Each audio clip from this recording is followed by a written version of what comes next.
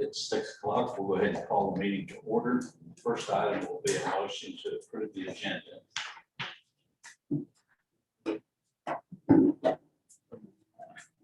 I'm sorry, I need to roll call first. Oh. Brown, Here. Cox, Here. Fritz, Here. Gerke, Here. Davis, Here. Hale. Here. Now we'll take the motion to approve the agenda. So moved. Second. All in favor, say aye. Aye. All opposed, same sign. Has everyone had a chance to look over the previous meetings minutes? Are there any corrections to be made? Yes. On the closing the CARES Act funds account, we should have something in there about moving the money to bank account. Is that The general fund, yeah. into the general fund? It's not noted there. It just says that we're closing it. We need to say where we're moving it. And then at the very bottom on the announcements, says Chief Dirk informed the board that one of the ambulances would be donated to the cause. That's not exactly right. It sounds like we're giving them an ambulance. Maybe they're gonna, but that isn't. I hope that's not what you said. That is not the case. So that should be something where we're going to have a ambulance on site at no charge for that group. Did I say that right? Loan them an ambulance or whatever for the duration of the fair, however long. Yeah. Other than those two things, I don't. Are there any other corrections? And then Roman numeral 5 there, VC. I emailed this to Katie earlier, but it should say at the end of that motion carried.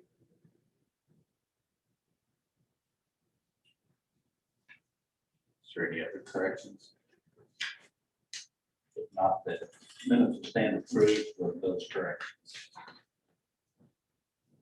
Visitors, we got 8 minutes. Thank you. Public comment.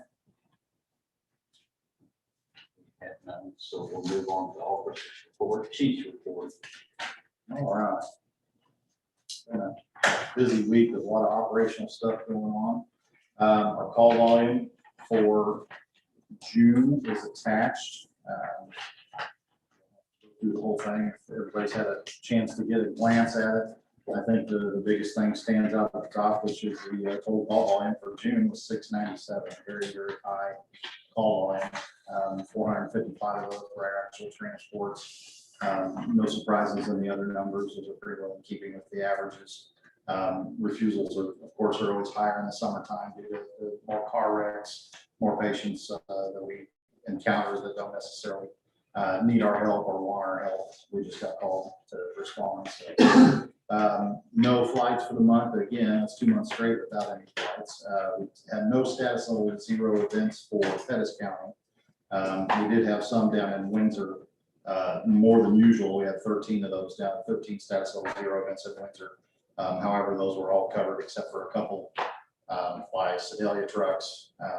And basically those occur when everybody goes out at once, but we do our best to get everybody lined up as close as we can as far as operational readiness for each station.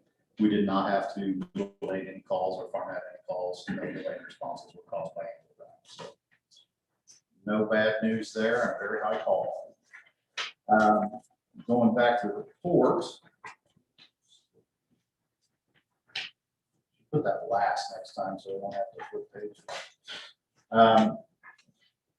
Missouri State Fair protocols and procedures. They were pending final approval from Dr. Pettis. I don't know if that's something we're going to speak to tonight. Okay. Essentially, we've had to update those, and those have to be had to be altered to fit the probably somewhat limited scope of the Missouri State Fair. I don't mean to say they can't handle the calls out there, but since they're just a 10-day service, they don't have quite the amount of equipment So we kind of take a scale down the protocols just a little bit to fit their operation a little better. And still get the same quality care you would anywhere else in Sedalia. So looking forward to getting all that in place. They've been meeting pretty regularly out there as far as just getting everything organized and ready for the fair coming up real soon. Station radios and alert systems were supposed to be starting. I should not say they're supposed to. They are starting on that today. I believe they started working on that this morning, and we will be switching over at some point this week. I anticipate that will be tomorrow or the next day. So we're anxiously waiting, getting that done. That might cause us probably a 10 to 15-minute lapse in our normal means of communications, but we won't be out of communications. We'll just have to use handheld worst case scenario. So no problem, no lost communications, just takes a little bit to get everything switched over. All the software has to be kind of done at once. So it's a pretty delicate choreography with the software and hard switches. Vehicle equipment and maintenance. We have the Adv Unit Inspection this week. I apologize, that did not get taken off. That's already been done. The unit mileage, however, is corrected. Those last three, if our new printer is going to be here this Thursday, by the way, those last three would normally be in red because they're over 200,000 miles. Everything else, though, has gone up as expected. I was asked today about the unit that we received, the last new unit. It is in service. We're not running it regularly because we are still waiting on some adapter type items for the new dash in that truck that has the vendor on that didn't have out. I think there was probably a pretty big rush on it because they didn't make that truck for an entire year or so. We were waiting on that. It is functional. It can run calls. It's fully stocked, and we have used it a little bit, but other than that, it's awaiting the final touches on the Varicose system, so they don't have to be without any communication equipment. We do have an accident, not an accident, but work comp claim for a shoulder injury. That individual is currently on some light duty. Right now, our light duty consists of scanning in a whole lot of information from old billing accounts. They're doing that out at Station 2. A lot of stuff from the past, well, since we started operations is getting scanned in. We're digitizing that entire record up there. I'd say we're about a quarter of the way through it, but there's probably at least a month's worth of work out there. So there's no shortage of people to do stuff for light duty, which of course saves us money on our work comp fees at the end of the year. So hopefully everything turns out okay with that. We'll see. I haven't got test results back. Let's see. We did put some smoke and CO2 detectors in the living quarters. Those were already in the other parts of the station. We added some throughout the living quarters, mainly in the kitchen and day room areas. Our storage cage extension is still pending. We had to get some brackets welded on them that go into the floor. That'll be tacked on into the floor, so we had to get those welded together. Those are welded together. We're just waiting on some people to put it in right now, finding everybody to get together when it's convenient for them to get that put up. So I would think that would probably be done in the next couple of weeks. We'll have that cage extended, and that'll clean things up a little bit in that east bay. I don't have any more updates on the city water line. If anybody has any questions on that, I can show them at any time, or just give me a call offline, and I'll go through that whole issue. Water's working okay. It's just a matter of that water hanging around in the fire suppression system, whether or not there's a safety issue there. The actual fire suppression system is functional though. No major or minor computer upgrades. We have done some risk analysis type activities, which so far have consisted of a service-wide cybersecurity training. Unfortunately, those don't count towards our CEUs for our normal training that we provide for our staff, but they do count towards actually accomplishing our risk analysis or risk assessment of the service. So, and I believe those have all been completed by the entire staff. So that's one thing we can check off.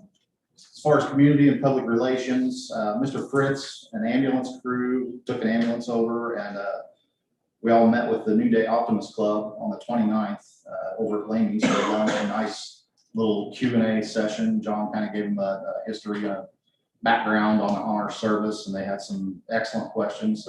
Great bunch of people. I spoke to them. They were one of the very first groups I spoke to when I became chief, and it was good to reconnect with them. A lot of familiar faces over there, so good day, good day.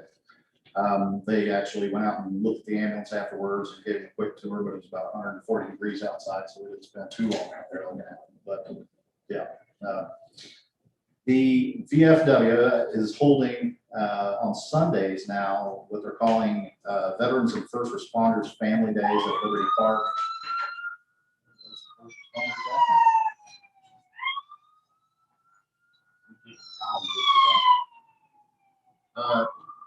That is what it's just what it sounds like. They're trying to get together off duty and on duty, basically anybody who's a veteran or first responder, and just basically strengthen the community of all of us, you know, being there together. I know we had a crew go over this weekend. Actually, I believe there was 2 crews, and they both got called out almost immediately upon arrival. So, but that is on Sundays over there, and they've opened up some other social events for us too if we want to participate with the VFW. So there is a flyer attached if anybody wants to check that out. I believe it's on page 8 of the board packets. So it's a nice little thing they're doing for us, barbecue and activities and so forth over at Liberty Park. And, let's see, media relations, nothing in there right now. I'll probably have some more stuff for the second meeting this month. Intergovernmental, the PCJC, like I said, I already went over that, the radio switch. It was originally scheduled for today. I'm kind of glad it didn't happen today because we got a lot of other little small items going on, but we are prepared for that. Our radio people, in-house radio type people are ready for it.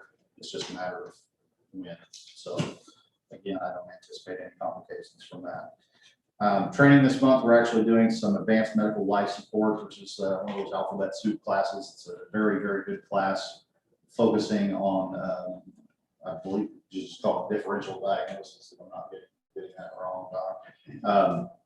It's an excellent course, kind of gives everybody a very good view on how to approach different medical cases rather than just following a protocol. It kind of gives them a little more critical thinking skills. The new hire PRNs I've been telling the board about are all on track to complete orientation by the end of July. The only thing I don't have it in here, we have been switching to some Cintas products for the station. Right now, we've been using a couple different companies. We kind of wanted to streamline that. Cintas, the city switched to them recently. We've been real satisfied with them. I think we could save some money and maybe save some money on just having back stock. They actually come by, they take care of all their equipment, they fill the chemicals that you need. We just essentially, if you're not familiar with Cintas, you can. Everything's pre-mixed. They have a little manifold on the wall. They give us the bottles, we fill it up, and if we need it, they fill it. If we don't, they don't fill it. So it's a pay-as-you-go type thing rather than having to go buy a bunch of back stock or take the risk of, you know, we've got one person who does inventory, we've got one person who orders it. It's kind of a hit and miss right now. So Cintas, I think, will end up saving us some money in the long run, so we'll be keeping a close eye on that in the near future. So far, they've got their equipment set up, but we're not officially switched over to them until later this week. So look forward to seeing how that works. They're also providing our rugs now, all the masks that you have. No changes on employment other than the orientation, nobody out on the FMLA. We did have a labor management meeting. That went well.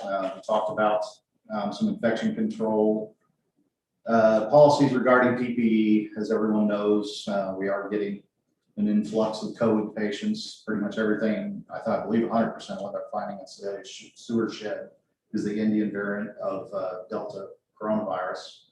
There's a lot more information from the health department out on the Nexel messages and from the task force. If you'd like to get that information, that's available on Nexel. There's a whole lot of stuff on there this week. So we have seen a dramatic increase, and we have been transporting some COVID positive patients. So we talked a little bit about that. There has been some adjustments of COVID protocol and procedure when we arrive at Bothwell. Again, we've had to kind of attenuate how we hand off patients at the ER because of that. And the entire hospital is kind of clamped down on visitors and so forth. So there's been a lot of changes this week. Hopefully we don't have to go completely back into, full COVID mode, but it's not looking good right now. We do have a lot of cases and I believe we're up around 15–16% by the state's numbers. So that's concerning to say the least, but we are well stocked on our PPE. We don't have any problems there. We've got all the PAPRs, all the equipment the district's bought for us, so we're still doing full decons on any known COVID patients, and any suspected COVID patients we're transferring into breezeway again at the ER, as opposed to just putting a mask on and isolating and taking them into a room. We're actually back into the breezeway like we were last year. That's unfortunate, but it worked out good last year. In fact, kept everybody safe, I think. The Varicose software and station dashboards, that's the big television screens around the station that show all of our information from time since dispatch, the real-time clock, weather updates, unit status, so forth. We talked about maybe using that to communicate things like issues that come up in board meetings and so forth with the staff, and just kind of improve our communication with the general staff members. So in the interest of them being informed, we're going to look into some different ways to put some more information up there and keep it current. Other than that, productive meeting, but no major issues with you. No promotion or demotion status changes, nothing to report, no resignations, terminations, or other changes at this time. And like I said, the call volume report, that DFW flyer is following my report. I don't have much else for you tonight. I did mention one thing about the union. We have sent them some call data. One of the things that IFF promoted when the union came in was their ability to take our CAD data and put it into a map and some software that would give us better information. So kind of part of our strategic planning stuff is looking at how to improve response times throughout the city, specifically on the west end of town or the areas that we don't have stations at right now. So they are currently working on that. I was told today that that's actually being worked on. It's no longer a delay. So I anticipate 2 to 3 weeks. However, I don't have it, so I can't guarantee that, but that's what I'm really hoping on, that we get that data soon so we can talk a little bit more about the strategic plan in the future. That's all I got for you gentlemen tonight. Unless you have any questions. I just have one question. Sure.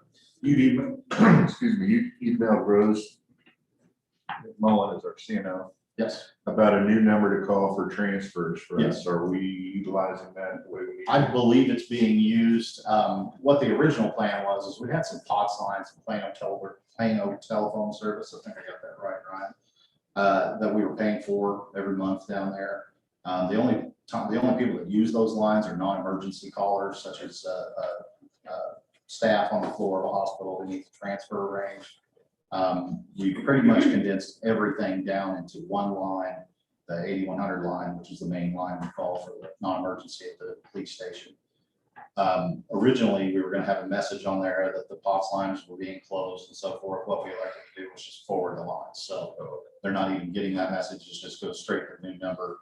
And I believe Rose has disseminated that information out to us. Yeah, there's a lot of people that need to know about that. So nothing's being closed until I believe the end of this month.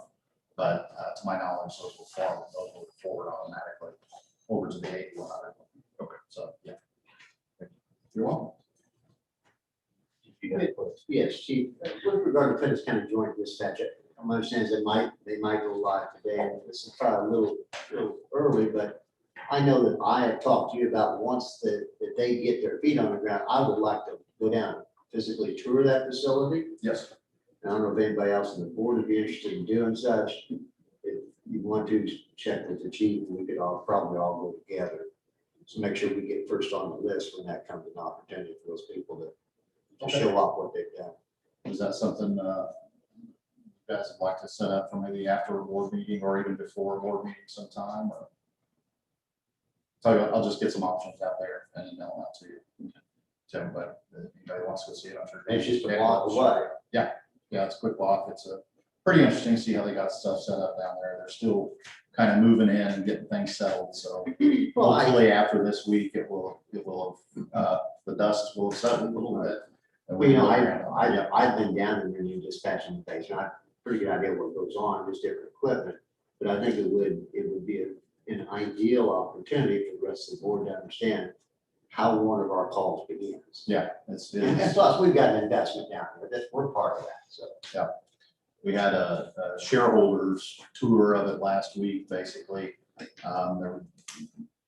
All of us that are on the board went down there and kind of looked at it. Danny gave a really good presentation as far as exactly that, as far as what happens when a call comes in, how the software handles it all, how the communication specialists actually utilize that equipment. So it is very interesting. Yeah, I highly recommend getting down there. If you guys want to go get it set up, not a problem. Thank you, Chief. You're welcome. Are there any other questions from the chief? If not, we'll move on to CFO report. Okay, the report starts on page 9. With the bank balances as of July 8th versus June 17th, up about 297,000. You can see we moved that money, put those in the CDs, like it was approved last meeting, and we also renewed the one that says matures 7/5/21. That has been renewed, and it now matures 6/5/22. And then year over year, we were up about 1.7 million, and that's gonna start dwindling a little bit. We've got the invoices today for those 2 new ambulances, so that's a pretty big chunk there. Page 10 is cash reserve analysis. Again, same dates, and so far we're up to about 21 day increase for the month. Any questions on any of that? Have we ever been over the 8-month mark before? I can't recall since I've been. No. Page 11 is our budget performance up until May.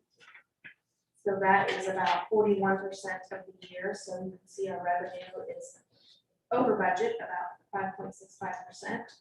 So that's good. And our expenses are over slightly at 43.31%. Pages 12 through 15 are the details there. And again, you can see the operating revenue. Ambulance and vehicle maintenance, that one is slightly over budget at the end of May at 48%. And then our fuel right above that is actually still staying under budget, but we're keeping an eye on that just due to the increased call volume and prices. So everything else is looking pretty good. We've got some things that are over 41%, but most of those are either mostly annual expenses or things such as insurance. On page 13, we pay that a month in advance. So that should actually be at 50%. So we're still under budget there as well. Any questions on anything? Page 16 shows you the capital expenses that the board has approved so far this year, and as of 5/31, how much we have spent in that category. So 825,572.93 is our total capital expenses year to date, and we have spent about 290,000 of that. So, any questions on any of that? What is on the new ambulances, what did we purchase those? So just the ambulance themselves, both of them together is 436,968, and then the additional cost there will be the computers and then the communication equipment, the radios and stuff. So the last one we were under budget, about $3,000. So.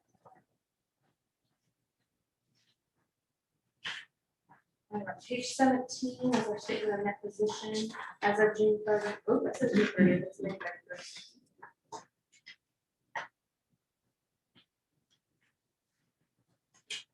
You can see year over year the increase there in our fund balance of about 87,000. Page 18 is our profit and loss previous year comparison. And again, you'll see that same increase there. A lot of that is just due to the increased revenue. Our expenses are up some, but a lot of our expenses are down because we have a lot of increased expenses last year due to COVID, so. Any questions on any of those?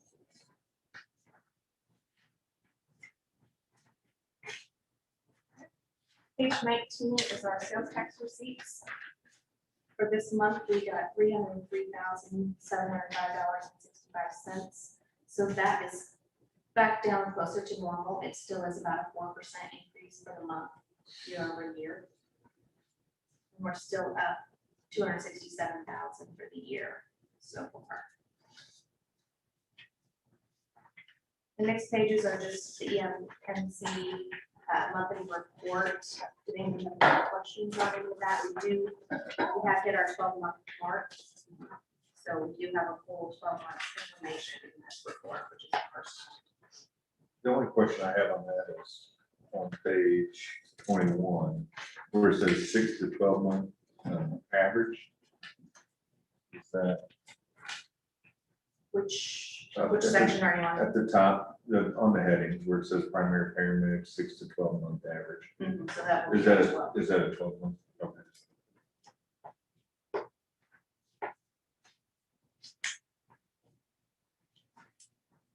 So our average cash per trip has come up. So we've got 12 months on there, it's up to $406.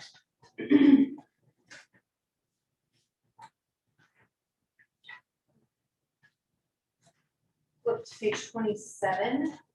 Pages 27 through 29 are the check register. The top of page 28, I just wanted to point out there, $217,000 deposit. That is our DEFT. So we received that on 6/24.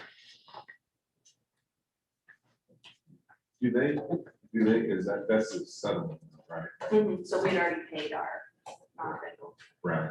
Do they like estimate payments out throughout the year for you guys? Or they just? No, we get it once a year. What was your estimate for this year? Well, my estimate was 60,000 based on last year's, but it ended up at, I think, 142,000. Yeah, it was 142,337.86 was our net. Any questions on the check register?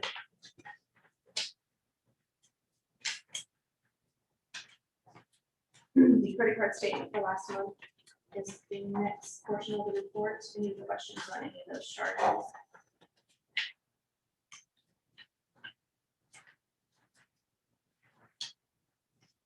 Pages 33 is the summary of payable, and the details are pages 34 through 36.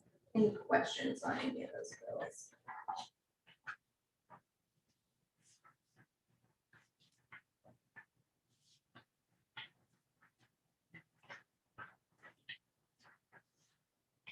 Not that is it. Appreciate the way you highlight everything. Stand out. Were there any other questions for Jamie? If not, I'd take a motion to approve payment of outstanding bills. So moved. Second. All in favor, say aye. Aye. All opposed, same sign. Medical director's report.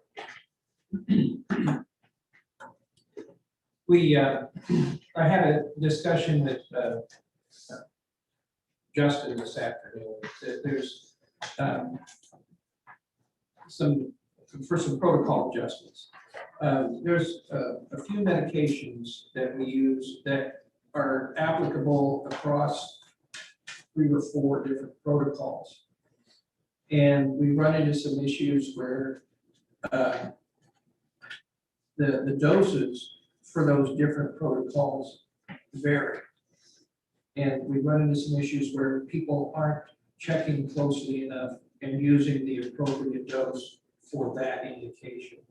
So we're going to modify some of these protocols so that it's easier to find and makes it easier for the paramedics to double check and make sure they're giving the right amount to the right patient. It doesn't happen often, but when it does happen, sometimes it can be kind of significant. And one of them in particular, if you give too much, it really sedates the patient. And when they get to the ER, they're zonked out, and the ER folks can't interview them. And that creates some problems. So we're fixing that. As I mentioned before, there's a lot of instances where we're taking critical patients from here either to Columbia or sometimes to Kansas City. And oftentimes those folks are on a ventilator. And the ventilators we used to use were pretty simple, and there was only a couple of things you could do with them. So managing the patient was really simple. It's either almost on or off. It was just that great. Our new ventilators are much more complicated.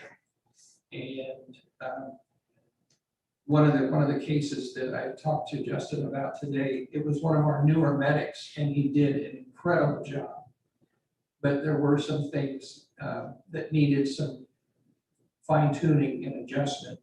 And what we talked about was having some review for our medics so that they feel comfortable making those changes en route. There's a lot of difference in what happens with a patient when they're in a stationary ER bed or a stationary ICU bed versus going down the road in a noisy ambulance with a lot of vibration. And there's just a lot of external stimuli that what worked in the hospital setting is not working real well in the back of the ambulance. So we just want to make sure that our guys and gals are comfortable making those necessary adjustments along the way so that we keep our patients stable and nobody crashes 3/4 of their way to Columbia. So, but again, it's another one of those things that doesn't happen very often, but when it does, they need to know what to do right now. And we just want to make sure that they're getting the training they need to be able to make those adjustments. So, other than that, I'm so pleased with the way our folks perform, the care they give to our people here in this district. Just really happy and proud of the folks that we have. Any other questions for me? Thank you, Doctor. Thank you. We'll move on to unfinished business, capitalization policy.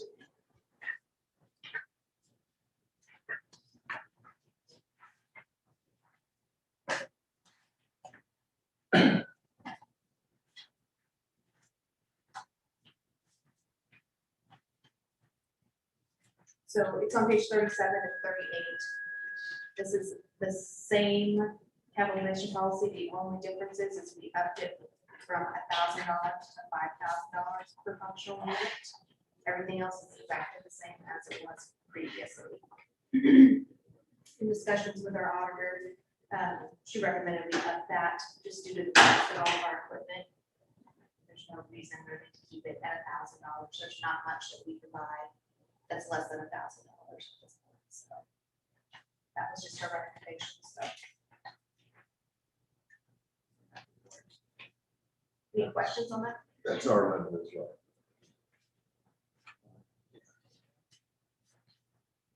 Most entities that are audited have increased theirs to 5,000. I would take a motion to approve. So we have a second. Second. Is there any further discussion? If not, all in favor, say aye. Aye. All opposed. Budget amendment. Page 39 is the budget amendment. And then Katie also gave you guys a report just showing you the differences. Excuse me. The resolution shows that the increase what it's increased up to, but not the difference. So if you look at, I think there's no page numbers on this, the first page, the only thing changing is the increase in the GEMT revenue from 60,000 to the 142,337.76. Actually.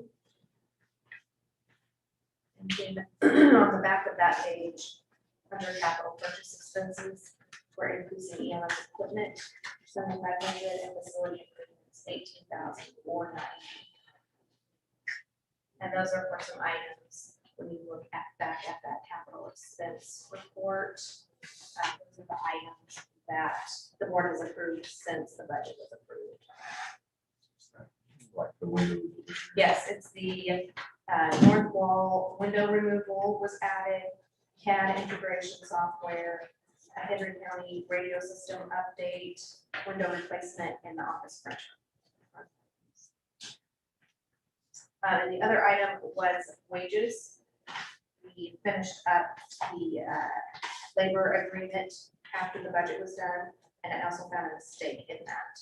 So that is the increase of 88,295. Takes our wages to 3,468,137.60. That I believe is all four items there. What was the change in the labor? So the, I think back, the budget, we budgeted for a 3.25% increase. And in the end, we came up with the agreement was a 4% increase. So that is the difference there.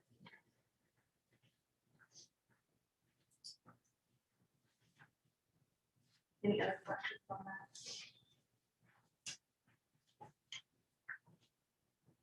And you can see on the last page of that report, the net changes from 79,339.90 to 57,392.66.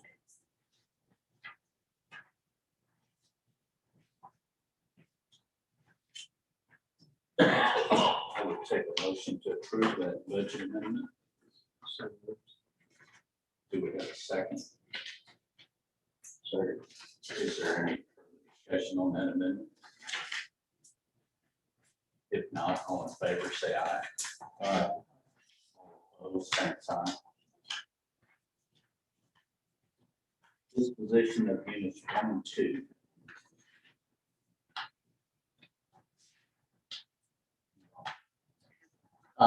Essentially, we would, I believe, the number we came up with was 7,500 as a minimum. Listing on Gov Deals, essentially we need to get rid of 2 old ambulances. Last time we sold one, we did extraordinarily well on it, probably got about 4 times what I thought we would, so I don't think we'll have any problem meeting that reserve, but we do need the board's permission to go ahead and list those so we can get them out. Those will be 2 low sage units since the beginning of PCAD. So just like the previous one, of course, is a district property. If everyone's comfortable with that reserve price, I think that's as far as trade in, that's what we were going to get on trade, 7,500. So 7,500, 8,000, whatever the board decides is an appropriate minimum reserve price, I should say, for that option. So sure, it needs to be what we would have gotten. What's that bid window that we signed up for? 60 days, 1 month? You mean how long the Yeah, how option's long? open? Right. That's very good. I think you can do it anywhere from up to 90, yeah, all the way down to just a few weeks. So it's anything we want to do. You guys with any option, typically the price doesn't start creeping up until a couple days before the option. So,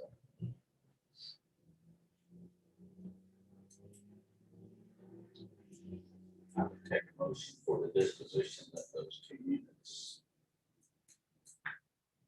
I'll make that motion. I want to make sure we get any price that we do a floor on the $7,500 each. okay, Correct?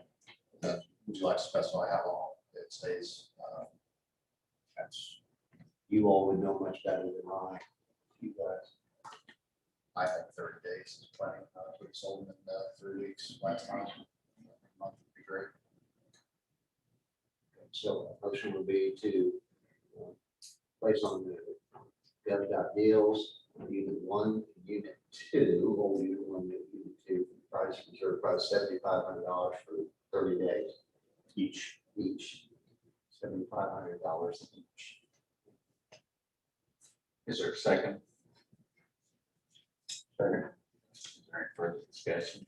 Just a question that I would have is, if most ambulances function like us, would a month be enough time for the word to get out there? I do believe so. There, it's very hard to find So- any sort of used ambulance right now. They're going like hotcakes.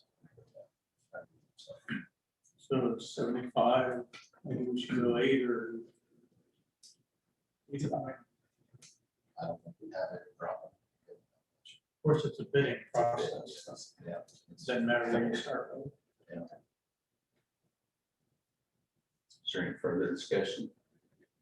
If not, all in favor, say aye. Aye. All opposed, same sign. Disposal of office printer. 150. Second verse, same as first. Got a printer we need to get rid of. We also listed on that deals. And it's as far as a used value, I don't know if we've had time to research how much it can sell for at this point. But it doesn't seem to be the same around. Did we determine, I think that wore out? Some of the accessories on it, like the stapler, the finisher stuff, somebody would probably still be interested in scavenging some parts off of it.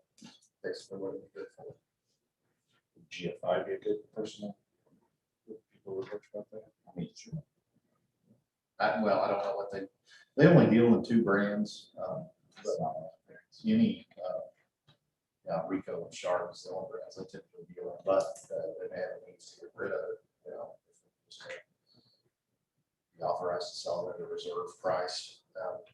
Like I said, I don't have an idea of what a full printer is worth. Not much. Yeah, I would imagine there's probably some people pay to get rid of them. The cleanest way to get rid of it is on good. Yeah, we could do a gun deals with a couple $100 reserve or no reserve, either way. I think we could put a small reserve on it, but it's got the ink cartridges are all pretty new in it, so that's probably $400 worth of ink cartridges in it. So like I said, it's got some value. As far as a reserve price, I don't think you get much out of it. When you post it on the site, does put on there that it's got fairly fresh ink cartridges? Yep, you've got all the specs on it.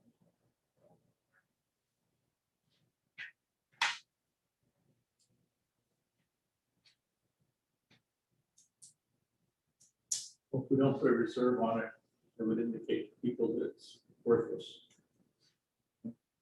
Put like $200 on there, maybe. How much? Maybe 200. Yeah. If they don't, if no one does anything, then try it again. Yeah, and just like the ambulances, I would recommend we make it. You buy it, you fall it type thing. So, Mr. Chairman, I make a motion that we put it on with a $200 reserve on gov deals. Is there a second? Is there any further discussion? If not, all in favor, say aye. Aye. All opposed, same sign. I'm sorry, if you would want to leave that on there for a designated amount of time, or Yes. 30 days, 60 days. The rest of the year. Yeah. Till. Long as it takes. So it gets the $200. If I could, just to save us some time, is there any way we could amend that motion to say if it needs to be relisted for an additional 90 days, that we can go ahead and do that, if it doesn't? I would amend that, yes.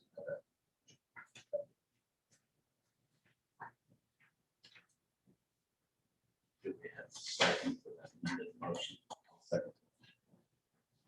Any further discussion on the amendment? If not, all in favor, say aye. Aye. All opposed, same sign. Since we have no new business, I will take a motion to go into closed session pursuant to RSMo 610.021, sections 1, 2, and 12. So that's Second. all in favor, and that would be a roll call. Brown, Here. Cox, Here. Brett, Here. Murphy, Here. Davis, Yes. Dale.